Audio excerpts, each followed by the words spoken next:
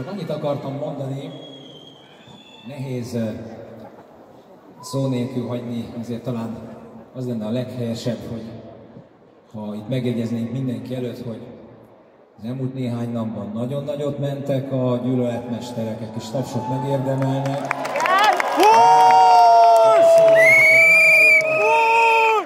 Mi élő erő kell ehhez, gyerekek. Szóval ez üldölet.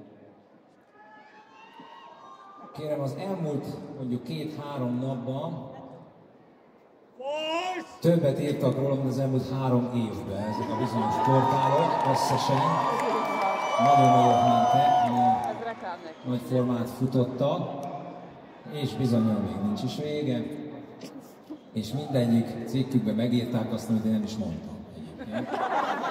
Direkt hazugságtól sem riadtak vissza, hát ez minimum sajnálatos. Amit mondtam egyébként, az se több, se kevesebb, se más, mint amit a költő mondott. Így. Mi férfiak maradjunk, és a nők szabadok, kedvesek, és mind ember, mert ez egyre kevesebb.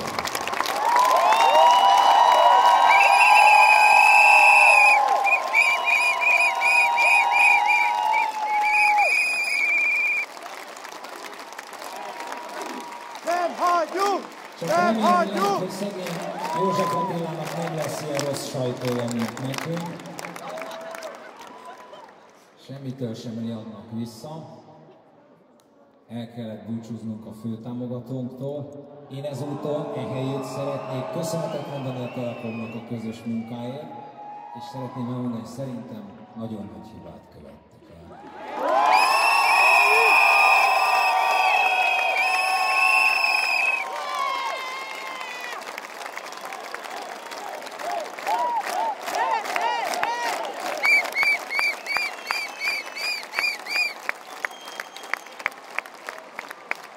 Pszichológusom mondta, hogy addig beszéljek, amíg jön. Még mondok röviden valamit a nőkről, akiket nem tudom, általában lenézek. Ne féljünk egymáshoz tartozni, kedves nők, akik nem váltottátok vissza a koncertjegyeteket, hát itt a lelátókat tekintve.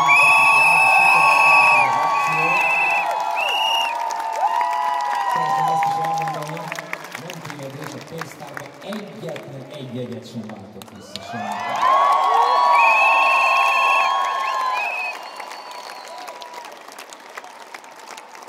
Ne féljünk egymáshoz tartozni. Kérlek benneteket, tisztelt nők, akik jelen vagytok, hogy ne féljetek attól, hogy hozzánk, férfiakhoz tartozzatok.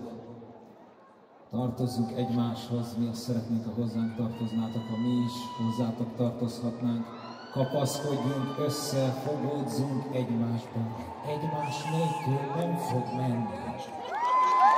Ez egy régi törvény, hogy legyen újra törvény. Ez az új törvény.